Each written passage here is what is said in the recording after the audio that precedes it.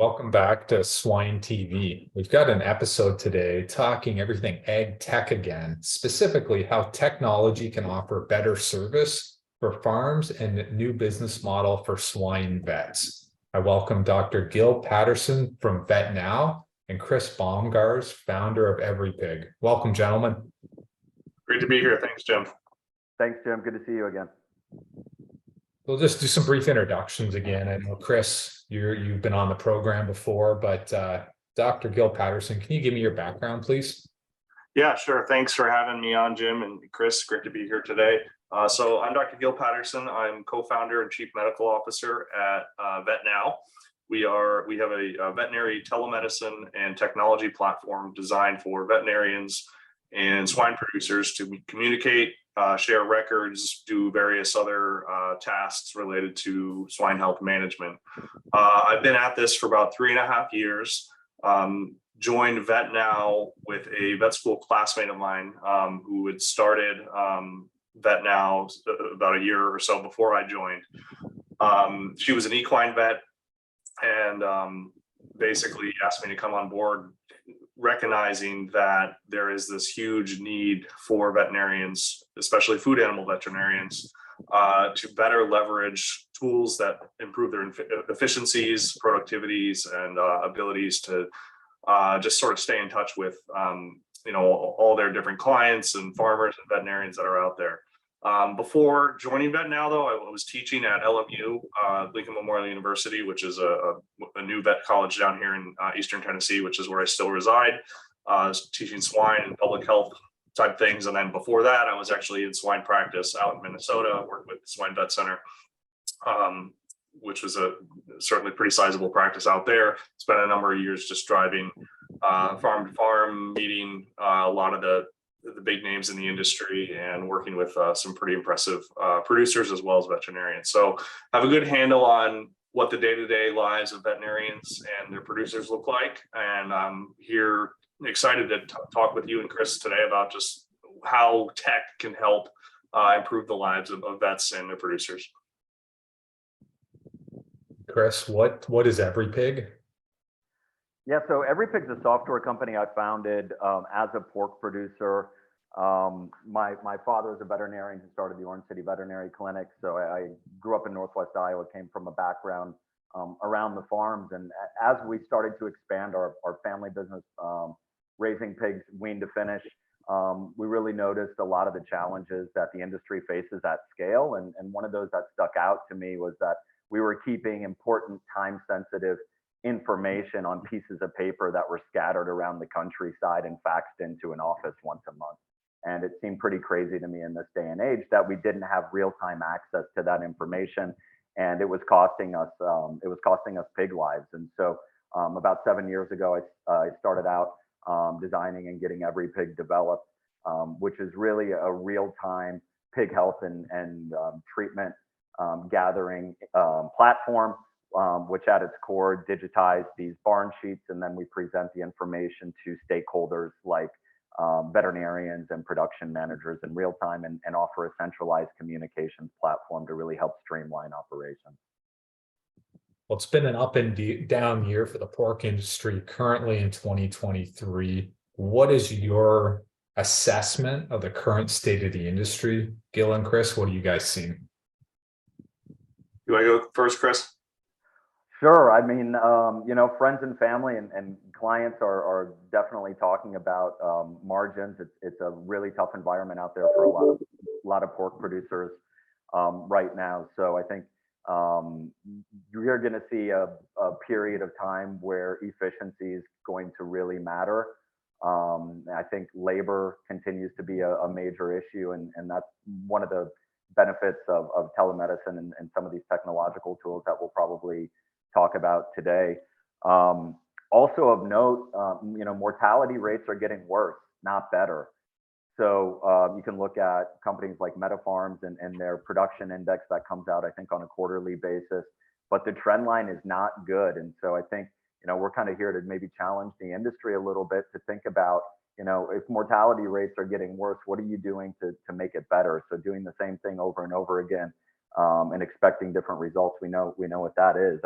the definition of insanity. And so we need to maybe start to take a look at, hey, let's implement some new practices here to start being more efficient with our people and also getting more pigs to market, because we're going to be going through some tough times here for a little bit in the industry. Yeah, and if I could expand on that, just sort of speaking more specifically on the veterinary side, swine veterinarians are obviously key members of the overall animal health management team. Healthy pigs, equal, safer food, more profitable results, lots of other benefits there as well. So engaging the veterinarian, having them involved in those important decisions about, say which treatments to use, or, how to restructure your management to make sure you're treating pigs that need to be treated and sorting them correctly and all that sort of stuff.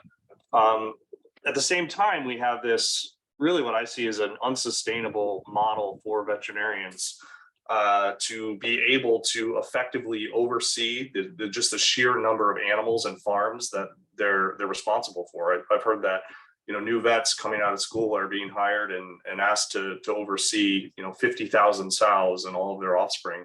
And that's just getting your head around all the different comings and goings and crises that are going to arise as a new grad is really, really daunting.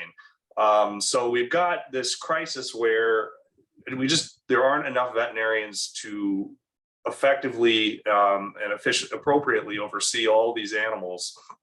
And at the same time, we're finding a harder and harder time getting vets that stay in these private practices or company vets positions for a long period of time. It is a very unique lifestyle that requires a certain type of individual that spend a lot of time on the road, and some people can handle it, but as the years go by and as your family grows and different priorities arise in life, a lot of times we're finding to find veterinarians that stay in these positions where they're just running around driving 50, 60, 70,000 miles a year.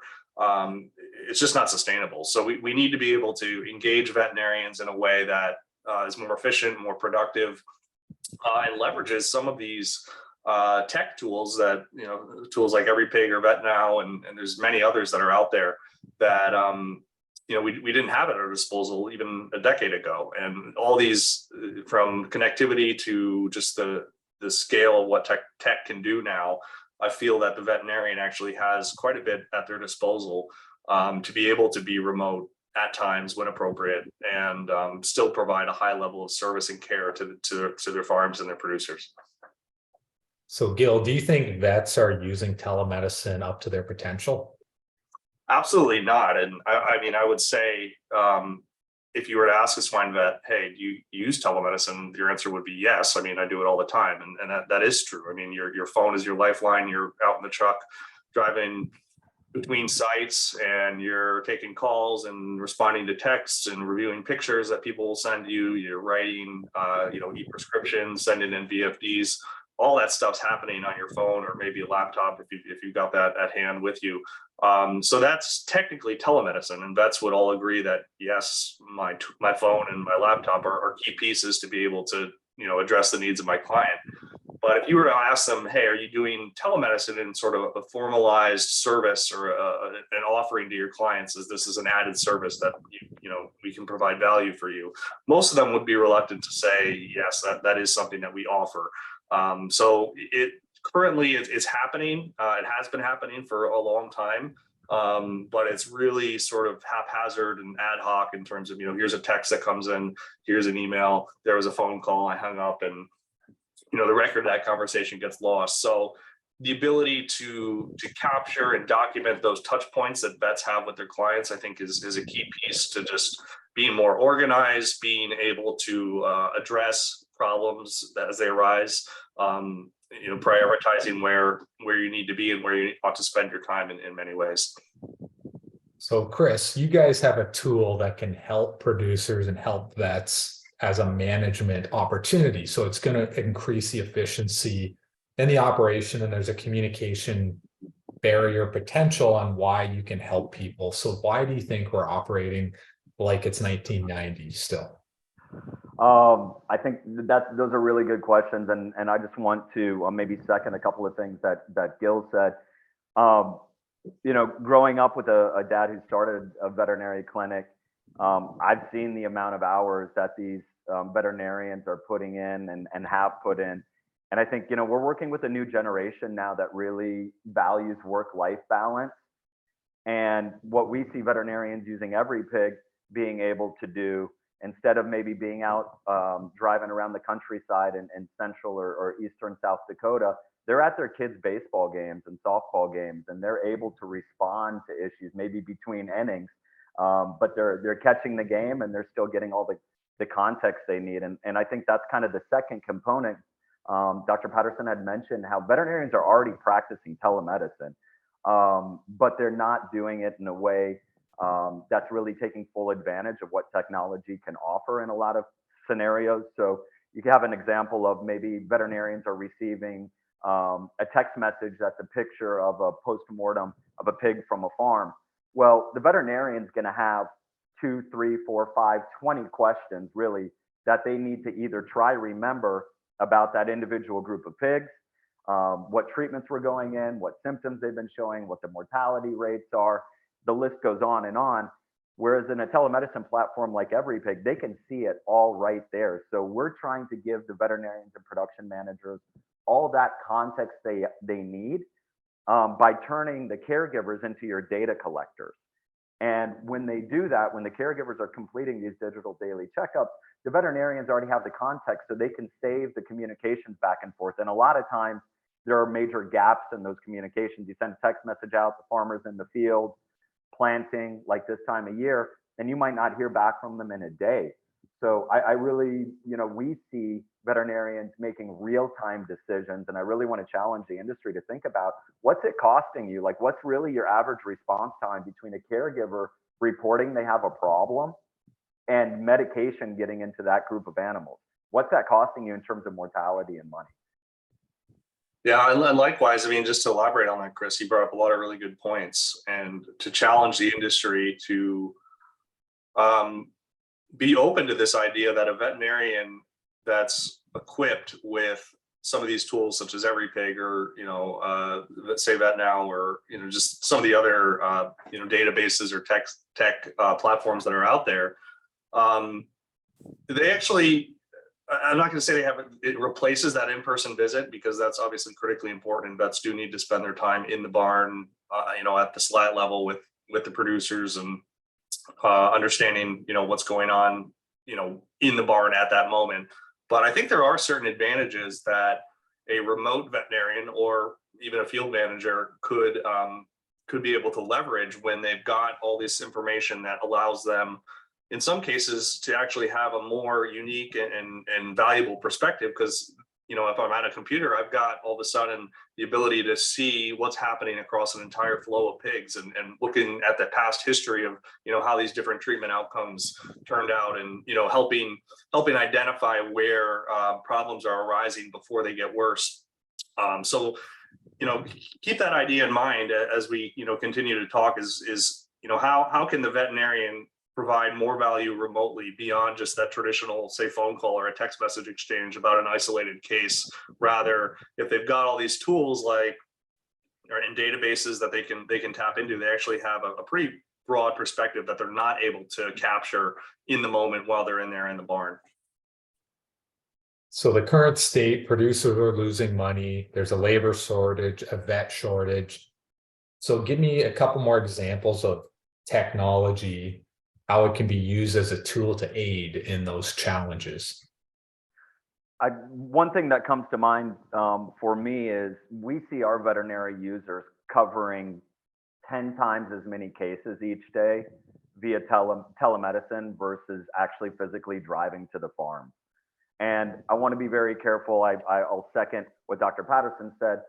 The goal is not to replace every single farm visit, but the goal is to help you be more effective with your brain power, because at the end of the day, that's the veterinarians have the know-how and the brain power, and that's really where the value is. It's not them driving around the countryside.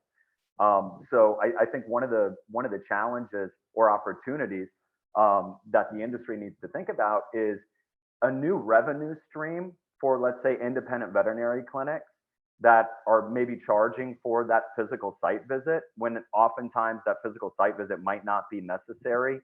And the new revenue stream really is some sort of, subscription model where, say, veterinarians between sow unit visits where they have down days for biosecurity reasons can be behind a computer monitoring their customers and responding to their clients quickly and billing their clients for it.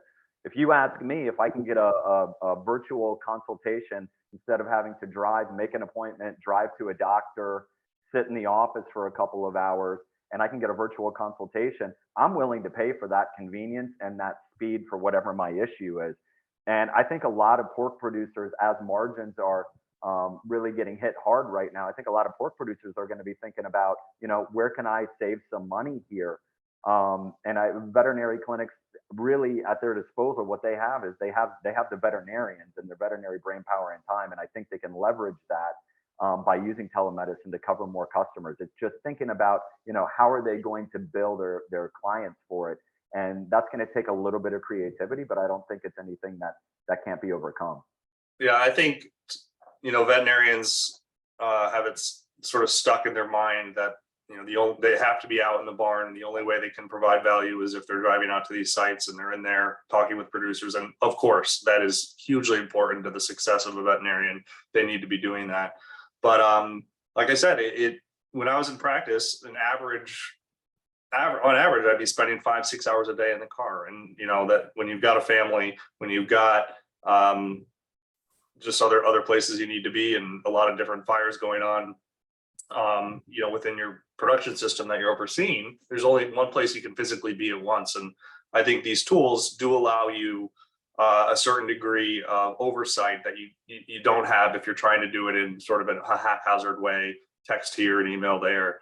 I think you bring in a certain level of credibility and professionalism when you're handling these conversations through, say, a dedicated platform such as EveryPig or maybe say VetNow or some of the other things that are out there, rather than just doing a FaceTime call and then there was a text and then there was an email. It kind of, if you're ever in a position where you need to, say, justify an invoice or for an audit or something like that, if it's all happening and you don't really have good documentation, you had a phone call, there was a couple notes I jotted down in the truck and then they get lost, and a month goes by, and to be honest, we're not going to remember a lot of the specifics of that case. So I feel like if you're doing it within a formalized platform that's dedicated towards swine health management and communication, you all of a sudden now have a much more organized and much more legitimate document that describes what you've been doing and what your recommendations were and so forth. So lots to think about there. Any other key opportunities that we're missing here? I know you touched on the business model for vets. What else is there? Yeah. Go ahead, Chris. Well, one of the things that a lot of the industry around the world is thinking about foreign animal disease outbreaks, right? And we hear a lot of talk about preparing for ASF. I would challenge people to think about, we saw what happened during COVID. All of a sudden, the general public started getting used to terms like biosecurity, where people in our industry have had to think about biosecurity for decades. Physical site visits stop or slow down in these scenarios. I would question industry leaders to think about, if you're keeping your records on pieces of paper scattered around the countryside, do you really know what's going on with your animals? I don't think you do. And in the case of a foreign animal disease outbreak, and the site visits are going to be at least slowed or completely shut down, and you need access to know what's going on the farm, the only way you're going to have it is if you've digitized barn sheets and you have context around that. And that's one thing EveryPig tries to help with. So I really want to challenge the industry to think about, preparing for a foreign animal disease outbreak now versus once it hits. It's not going to be the time to implement a change. We've got a real opportunity to prepare ourselves for it now. And there are tools out there that don't need 3 years of development and $10 million, from pork checkoff programs or things like that to develop. There are tools that can be picked up today and used today to prepare our industry. So I really think that's something that we need to start putting some urgency behind. Yeah, the biosecurity piece, foreign animal disease preparedness, those are all hot terms that we throw around a lot in the industry about how to do it better. Are we prepared for potential ASF break? If and when something like that were to happen, the industry really needs to be ready to respond quickly to be able to allow business to continue where it is appropriate, and where lockdowns and quarantines need to happen. It's going to be it's no surprise to this crowd, but yeah, I mean, just having a way to be able to oversee these farms in a biosecure and a efficient manner is absolutely going to be needed. The final piece I'll add, just in terms of examples of when and where a tool such as this might be used. And, the best thing that comes to mind is just the ability to triage better on, when calls come in. I've got more information at my fingertips as a veterinarian. If I've got, audio, video, pictures of what's happening, records that are real time that, aren't, a month ago, that I can respond to and apply to that specific case. That helps me, number one, be able to decide, is something, require a drive out to that farm, or is this something that we can handle now and maybe talk again tomorrow?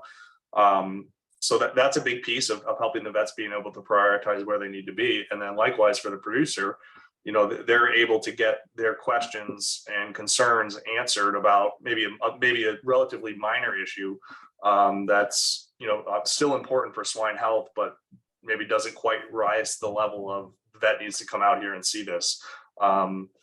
And then likewise, how often are producers wondering, is this situation bad enough that I need to call the vet? And often they'll wait until it is bad enough, and then by that time the vet often wishes, hey, I wish you had called me 2 days earlier, because we could have gotten a jump on this, or it would have made a difference with treatment or whatever. So that ability to get quick questions, hunches, concerns addressed in an efficient manner that's documented, I think provides a lot of value towards maximizing animal health in a time when efficiencies and other challenges are becoming more and more of an issue. Are there any myths of technology you want to address? I can think of a couple. I've heard a lot since I started EveryPig, a lot of talk about our caregivers won't use this. And I couldn't find anything further from the truth. With our customers, when you see management leadership, let the caregivers know, here are the benefits to you. This is going to help us provide you with better support, and you ultimately are judged on the performance of the pigs that you're raising. We see thousands of caregivers that are happily within a minute or less on average completing a daily checkup in their phone every single day and giving the context that the veterinarians need. Most of them are pretty happy to give a post-mortem and upload a bunch of pictures of a post-mortem, for example, as long as they get a response from somebody. They don't want to waste their time, but if they know, hey, a veterinarian is going to look at this, or a production manager is going to look at this, and they're going to give me some feedback, they're more than willing to do it. I know there's also a major language barrier that's occurring in the industry in the Midwestern US, especially right now. A lot of Spanish-speaking caregivers, for example, that companies are maybe having a hard time communicating with. That's why, platforms like EveryPig offer Spanish and other language versions. So all of a sudden, language isn't a barrier either. But I think that's one of the big myths that I see. Caregivers won't do this. I don't see that to be true at all. I think it just takes some leadership from the top of these companies to say, hey, we're going to do this, and here's how it benefits everybody. Yeah, and I would add, I mean, there's sort of a gray area, or at least an area where veterinarians aren't sure of the rules when it comes to, well, am I allowed to do this? And, can I use telemedicine to diagnose and, write prescriptions and offer treatment recommendations? And to summarize that, it does come down to that veterinary client-patient relationship, or the VCPR.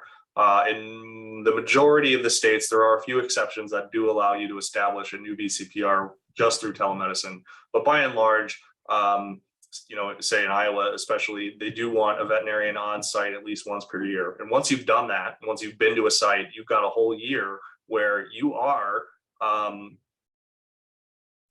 legally able to provide full-on telemedicine, including diagnoses, treatments, recommendations. The caveat is it's all according to your judgment. So you as the vet, if you just don't feel comfortable with something, or you always reserve that right to just say, you know what, I do need to come out there. But if you're talking with someone that you've had a long established relationship with, and you know the flow of pigs really well, and you're confident that the producer will follow up with your recommendations, there's no limit to what you might be able to do telemedicine wise, in terms of helping address issues as they come up without having to drive out there.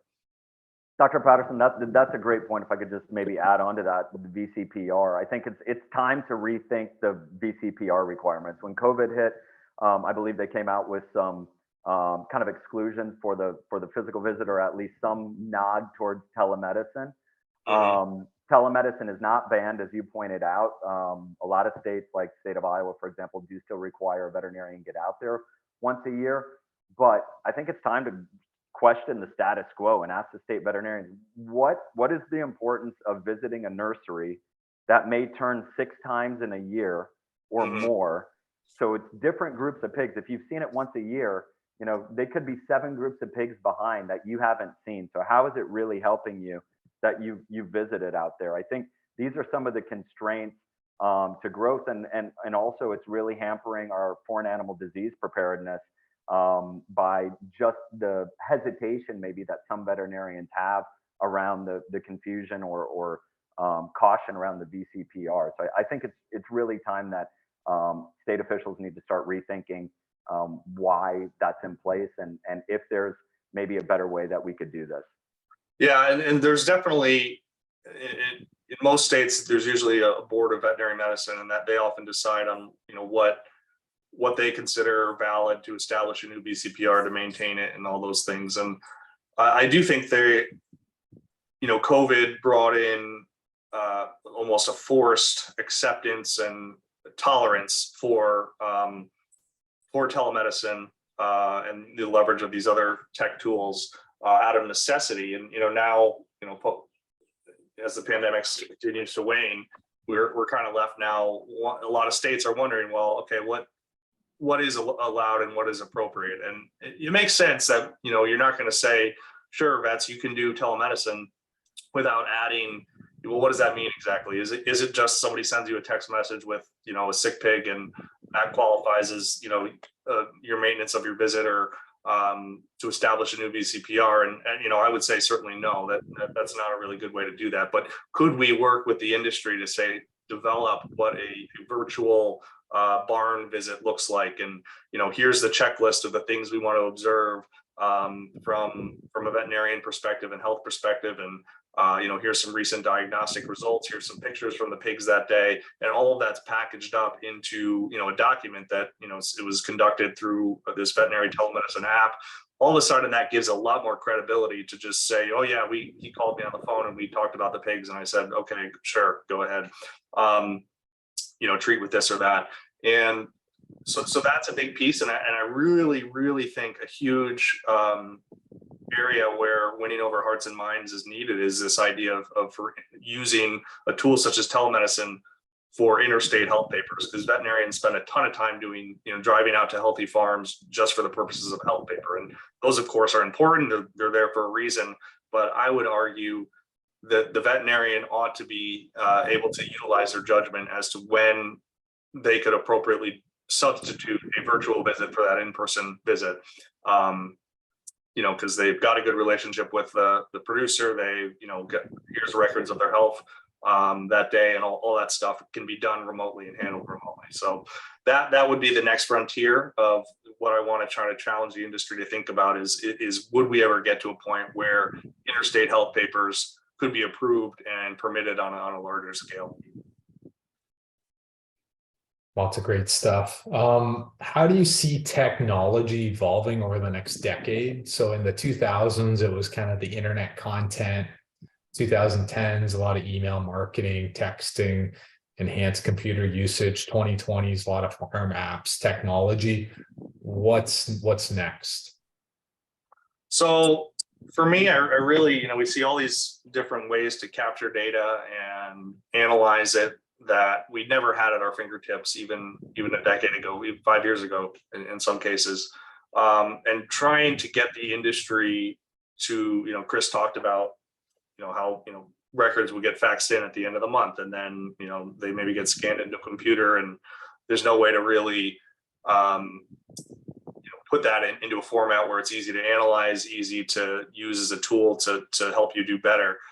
So moving away from sort of that reactive approach of, okay, mortality's reached, above, whatever, 3%. So now we're going to do something, but could we move from that reactive approach to a sort of a predictive or a proactive approach where we picked up on these small, subtle changes that are happening in the barn because our data capture abilities have gotten so sophisticated, and we're able to weigh in a lot sooner than we normally would. And the savings, the efficiencies, the improved health that comes from that, it just can't be emphasized enough. Yeah, I think those are great points, Dr. Patterson, and I completely agree. I think as we look forward here in the future, we've got to be much more proactive versus reactive. And I want to caution before we jump, maybe to 2025 or 2030, to just think about, if we're keeping all this information on paper, which most of the industry still is, they're going to get left behind. We already see them getting left behind by companies that are much more efficient. So I think the first step is we've got to digitize get these records digitized. Now, when you want to talk about maybe the present and the future, it's artificial intelligence. I think AI is going to impact every industry out there, and livestock will not be left behind.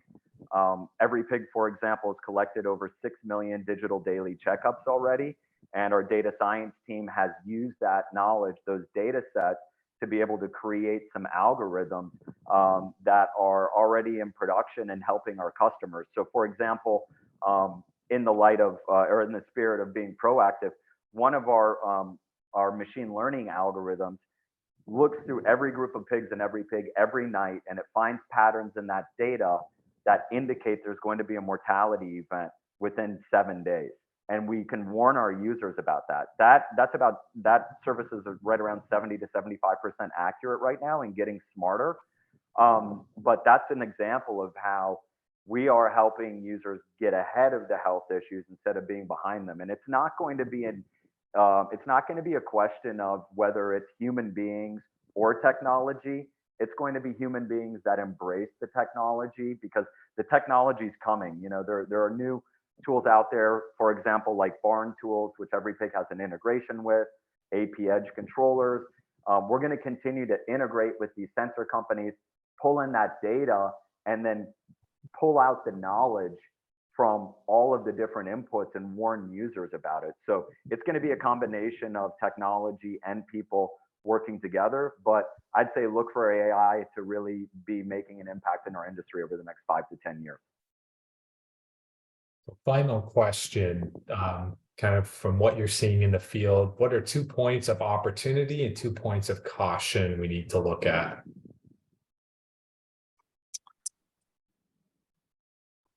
So again, thinking about opportunities, again, looking for instances where that remote veterinarian actually can provide equal or and sometimes even better value than they would be able to in person. I think that's a concept that is counterintuitive to what veterinarians feel like their abilities and what their brain power is meant for.